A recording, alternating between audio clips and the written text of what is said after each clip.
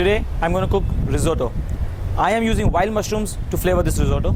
You can use anything, any vegetable, any meat as per your choice. A risotto is a rice preparation in Italy. You can use either carnaroli or arbori rice, which is commonly available in India.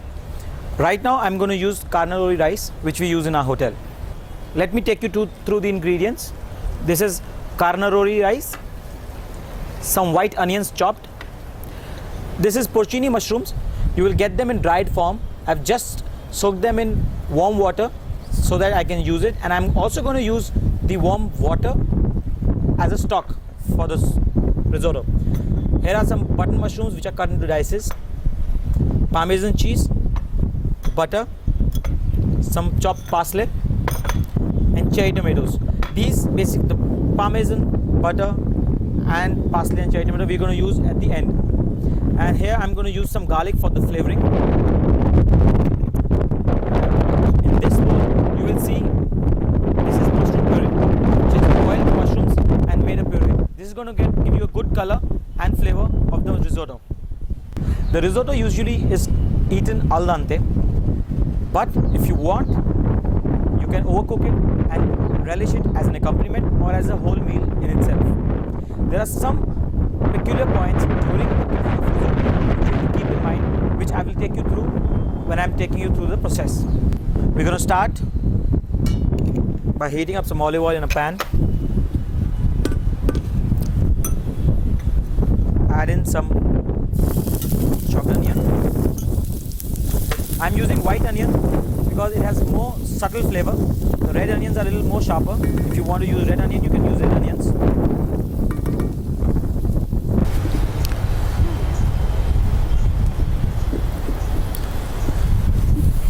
Saute the onion briefly.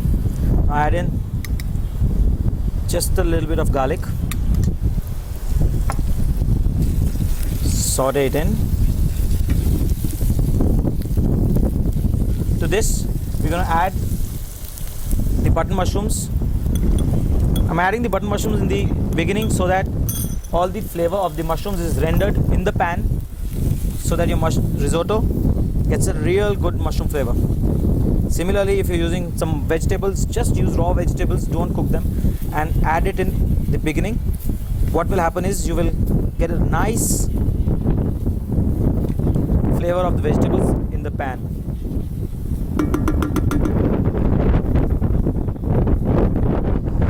This I am adding the risotto rice.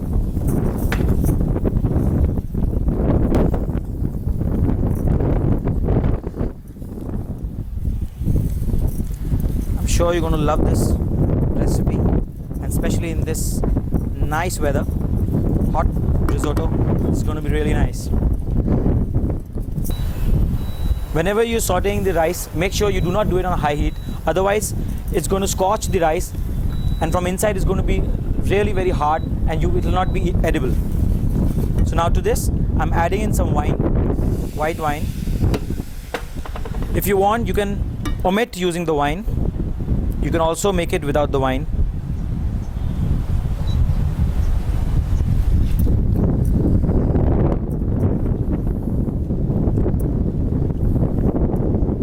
Keep sauteing the mushroom.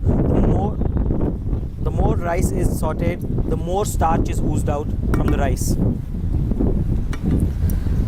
When the wine is absorbed, we're going to add in the porcini mushrooms, which were pre-soaked, and you can also add the porcini stock. Now when this porcini stock is over, you can use regular water or stock for better flavor. You can make vegetable stock and use it. Whenever you're cooking a risotto, make sure you're using a rubber spatula or a wooden spoon. Never use a stainless steel spoon or a ladle, because that tends to damage the rice.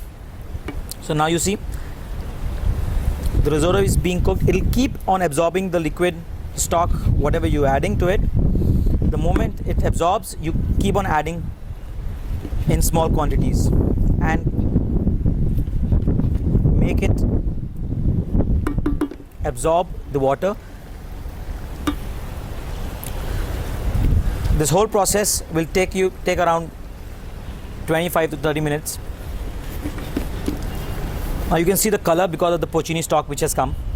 To this, I'm going to now add the mushroom puree. This is basically, I am a mushroom lover. That's why I'm making a very strong flavored risotto. You can also omit the porcini stock or the mushroom puree. You will get a coffee brown color, very light coffee brown color. If you want to relish this strong flavor, at the end, when we're going to finish it, you can add some mascarpone cheese or cream, regular cream, which is available in the market.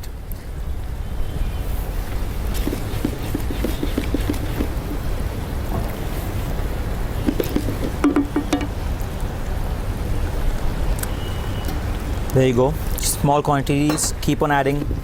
This has got a good quality risotto rice, is going to absorb a lot of water. Keep on moving it so that it oozes out the starch. Now look at this, look at the consistency, it will keep on thickening. We do not want to let it dry off. This is the body of the risotto. This is almost done now. We're going to finish it with some butter, Parmesan cheese. Never add butter and Parmesan cheese during cooking. It has to be added at the end, for a simple reason. If you add the butter at the very initial stage, the butter will split and it is going to affect the consistency of the risotto also, and you will not get that flavor. We add the butter at the last, but after removing it from the flame, so that the butter is nicely smothered around the risotto. And the Parmesan cheese, if you cook after adding the Parmesan cheese, it is going to become stringy. You're going to get strings of cheese when you're eating the risotto.